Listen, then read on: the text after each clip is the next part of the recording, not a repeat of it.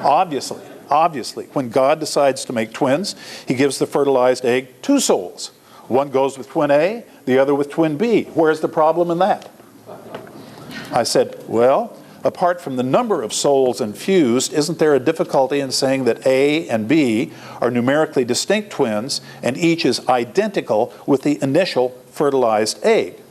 A and B cannot both be identical with the fertilized egg, but not identical with each other. Put another way, if placement of the soul occurs when fertilization is complete and the subsequent bundle of cells splits into twins, which twin gets the soul and which is soulless? Neither one is soulless, because you can't have a human without a soul. So there has to be a second soul. It's added with the first soul at fertilization, or it's added to one of the twins when twinning occurs. I don't think you want to hold that second possibility, since that would imply that fertilization is not the only possible point at which a soul can be acquired, I observed. Well, that's probably right. So two souls are added to the fertilized egg that is destined to split into twins. Well, perhaps, I said, but that still leaves as a puzzle which soul directs the developmental processes. But I've got a bigger problem with that view.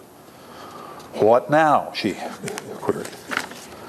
Well, I continued, as you probably have read, efforts are underway to understand the processes of early development, in part to improve the rate of successful pregnancies.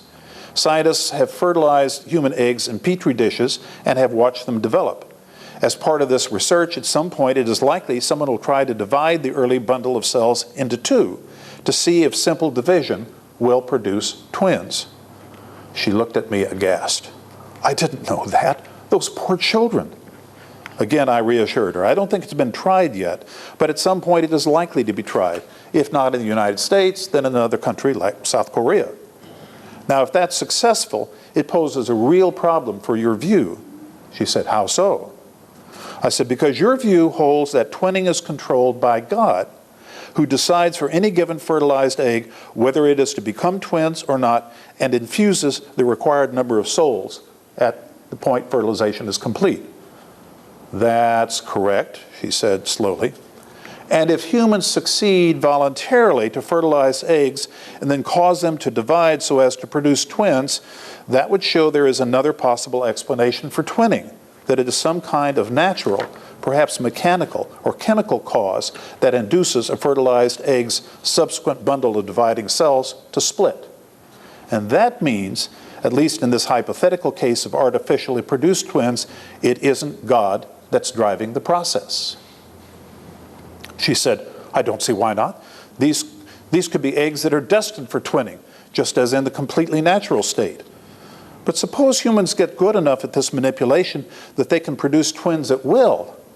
It would alter the probability of twins being produced substantially. And that would be a violation of the divinely ordained natural order, where everywhere is about 4 cases of twinning out of every 1,000 births. Metaphysically, I continued, if you will, that means that humans would be making God distribute more souls than are in his plan, and would be giving human powers over the divine will. Well, she said with determination, I don't think God would allow that. It makes for an interesting, crucial experiment, doesn't it, I said. Your view predicts that artificial twinning, and probably also cloning, is not possible. The alternative view that dispenses with the metaphysics of souls and ensoulment altogether says that these forms of artificial reproduction are theoretically possible. If we try and succeed, won't that show your view is incorrect? She is quick. And if you never make it work, will you grant that my view is the correct one? Well, I concede I just might have to in order to remain honest to reason and science. She smiled. Now that we have solved all your problems, can I go back to my demonstration? I said, any time, but not all my problems have been solved yet. She looks a little exasperated. Now what? There's one other natural phenomenon that we are just beginning to learn about. That is the phenomenon of fusion of fertilized eggs. 2 non-identical fertilized eggs, or rather the bundles of cells that they produce, appear occasionally to fuse and to produce one single individual. This fusion can occur, we think, at any time up to 14 to 16 days after fertilization.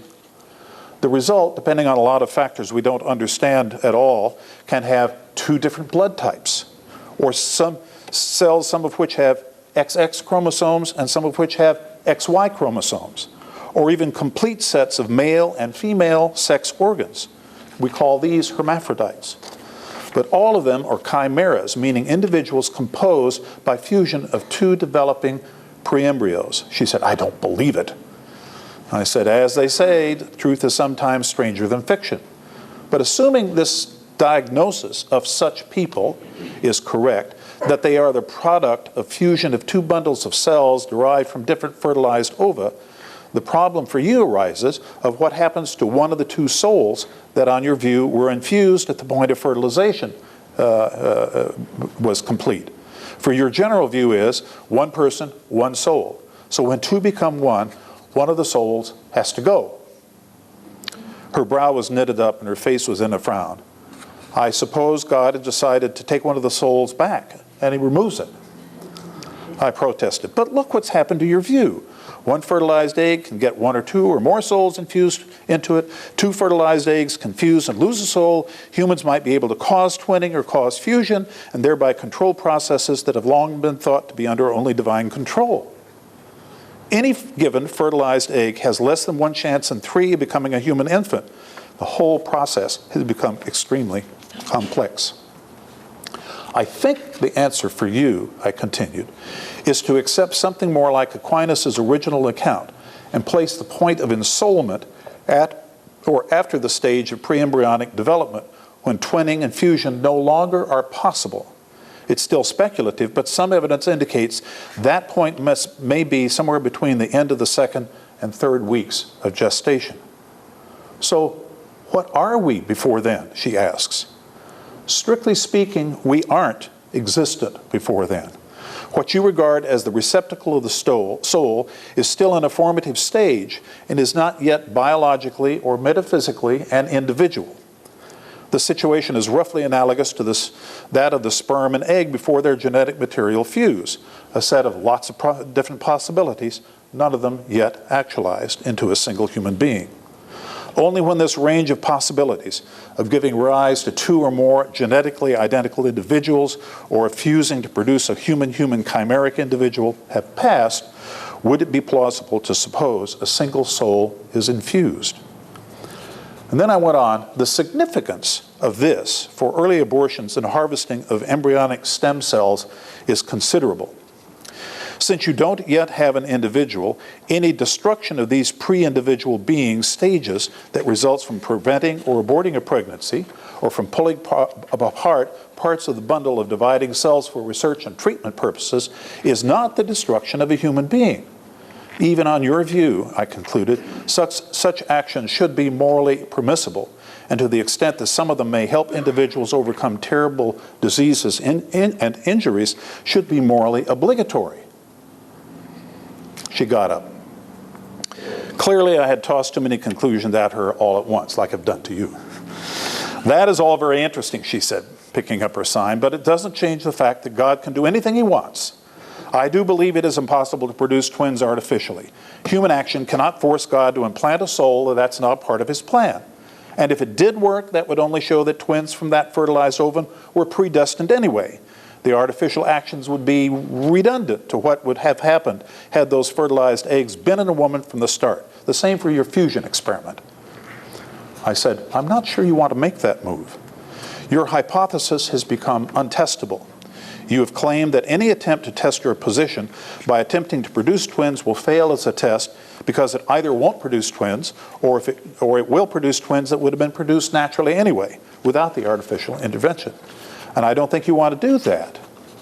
Why? She said.